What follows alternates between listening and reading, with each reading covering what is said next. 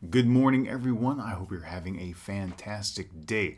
Today's news story is a follow-up to the ever-changing incidents here in East Asia, specifically with the Chinese Air Defense Identification Zone, otherwise known as the China ADIZ.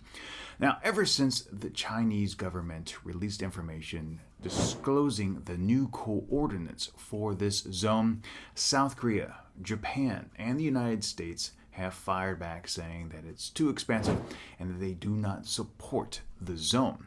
Furthermore, the Japanese government and the United States have said they do not acknowledge the zone, and in fact, yesterday, the United States flew two B-52 bombers through the zone without notifying the Chinese government of the flight plan or following any of the other instructions that the Chinese government has required of all aircraft entering the zone. Now, the reason why I bring this up, number one, with the United States and Japan and really South Korea not acknowledging the zone, the Chinese government is now put into a position where they must come up with a way where they can enforce the rules that they have set out.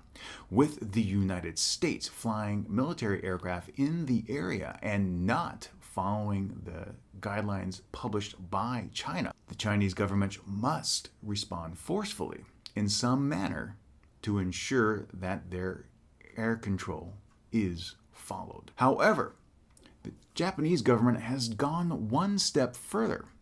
They've actually sent a request to both Japan Airlines and all Nippon Airlines, the two Japanese flag carriers, that they are not to disclose flight information to the Chinese government when flying in the ADIZ.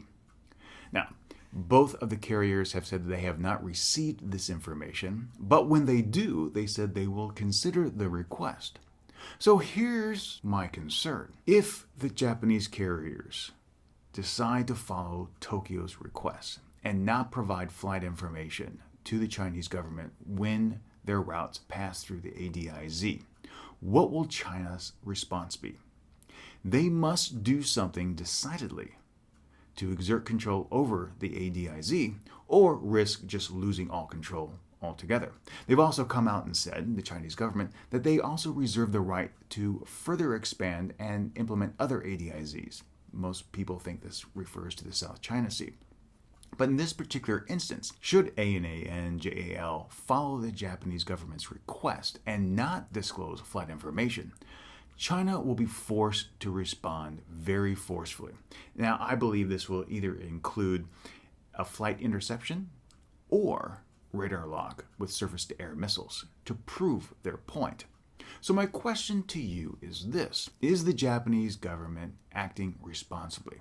Are they using passengers on commercial aircraft as pawns in an international chess game? You can find links to all these stories by visiting shiranger.com, but I would love to hear your thoughts, so please leave a comment down below.